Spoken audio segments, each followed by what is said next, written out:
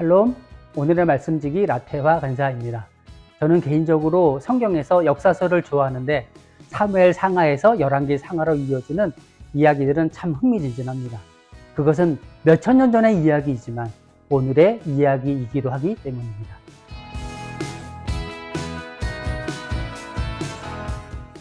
암논과 다말의 사건이 있은 지 2년이란 시간이 흘렀습니다. 암논도 그렇고 사람들도 서서히 이 일에 대해 잊을 만큼 시간이 흘렀습니다. 하지만 피해자의 입장은 다릅니다. 다말에게는 그 일이 어제 일처럼 생생할 것입니다. 여전히 그날의 공포와 수치심이 순간순간 떠오를 것입니다. 그것이 가해자와 피해자의 차이입니다. 압살롬도 마찬가지입니다. 결코 잊을 수 없고 잊혀지지도 않는 사건입니다. 압살롬은 아버지 다윗이 이 문제에 대해 확실한 처벌을 내리기를 기대했지만 이젠 그 기대를 접었습니다. 그래서 자신이 암논을 살해할 계획을 실행합니다.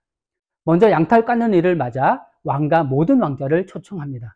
암논만 초청했다면 의심을 받았겠지만 다윗까지 초대를 합니다. 이는 다윗이 거절할 것을 예측한 위장 초청이었습니다. 그만큼 압살롬의 준비는 철저했습니다. 압살롬의 간청에 다윗은 암논과 모든 왕자가 가는 것을 허락합니다. 암논도 아무런 경계심 없이 초대에 응합니다. 암논의 마음에서 그 일이 잊혀졌음에 틀림없습니다. 시간이 약이다. 그냥 시간이 지나면 다 없던 일이 된다고 암논은 생각했을 것입니다. 그리고 가해자임에도 아니 가해자이기에 그 일을 잊어버립니다. 그 일에 대해 다말에게 용서를 구하거나 자신이 저지른 잘못에 대한 어떠한 처벌도 받지 않았습니다. 암논은 자신의 잘못이 얼마나 큰 잘못인지도 모르는 어리석은 자입니다. 압살롬의 계획대로 일이 진행됩니다. 암논이 술에 취하자 압살롬은 종들을 시켜 암논을 살해합니다. 누이를 위한 복수를 압살롬이 실행한 것입니다. 복수는 영화나 드라마에서 자주 등장하는 주제입니다. 복수는 복수를 낳고 그것이 반복되면서 어느 누구도 그 수렁에서 벗어나지 못합니다. 그것은 개인과 개인의 관계뿐만 아니라 집안과 집안, 나라와 나라 사이에서도 마찬가지입니다. 그 사슬을 끊을 수 있는 것은 오로지 용서밖에 없습니다. 물론 용서 외에는 그에 상응하는 사과가 동반돼야 합니다. 잘못을 인정하고 진심으로 용서를 구하며 그것에 대해 용서해 주어야 합니다. 하지만 불행하게도 다윗의 집안에는 용서를 구하는 일도 용서를 해주는 일도 없습니다. 오로지 피해 복수만 있습니다. 비록 누이를 위한 복수를 할지라도 압살롬의 행동이 정당화될 수는 없습니다. 더군다나 사람을 죽이는 것은 하나님의 율법을 완전히 무시하는 행동입니다.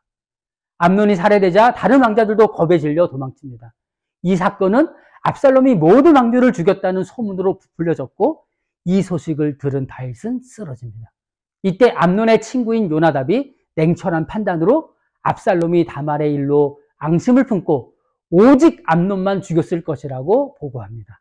사실 요나답은 암논이 다말에 대한 마음으로 괴로워할 때 암논에게 간교한 꾀를 내어 조언한 사람으로 암논의 잘못에 대한 일부 원인 제공자이기도 합니다. 그런 요나답이 아무런 죄책감도 느끼지 않고 이렇게 태연하게 보고하는 것을 보면 그의 인간성이 드러납니다. 다윗은 압살롬이 저지른 악행을 보면서 자신의 과거가 생각나 더욱 고통스러울 것입니다. 2년 전의 사건은 끝난 것이 아니었습니다. 다윗이 끝냈어야 하는데 끝내지 못했습니다. 방치해둔 일이 이제 부메랑이 되어 더 큰 비극이 되어 돌아온 것입니다. 암논을 살해한 압살롬은 외할아버지에게로 도망가서 3년을 지냅니다. 다윗이 저지른 죄의 대가는 혹독했습니다. 하지만 이것도 시작에 불과합니다. 혹시 해결해야 할 일을 묻어두고 있지는 않습니까? 암논처럼 시간이 지나면 잊혀지겠지. 시간이 해결해 줄 거야 하면서 방치하고 있지는 않습니까? 하지만 그것이 작은 일일지라도 시간이 지나서 눈덩어리가 되어 돌아올 수도 있습니다. 내가 묻어둔 일이 무엇인지 생각해보고 그것을 어떻게 해결할지 고민하는 하루가 되기를 바랍니다. 샬롬.